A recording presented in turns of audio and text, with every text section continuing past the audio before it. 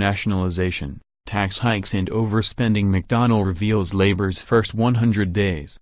Mr McDonnell insisted that Jeremy Corbyn's Labour is prepared for government before mapping out his first days in power shortly after becoming Prime Minister.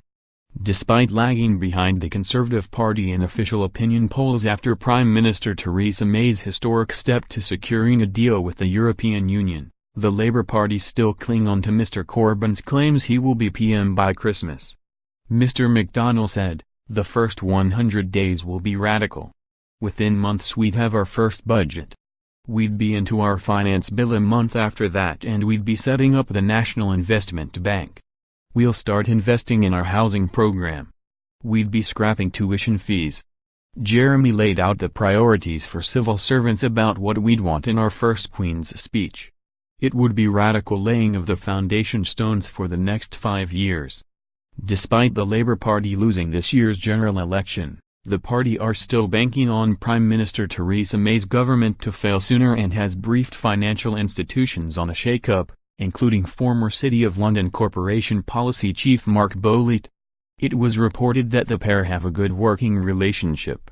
Under the Labour plan, the party would revise the 322-year-old stamp duty regime on share trading, closing down an existing loophole for banks and hedge funds, and extending it to cover financial derivatives and other highly traded assets.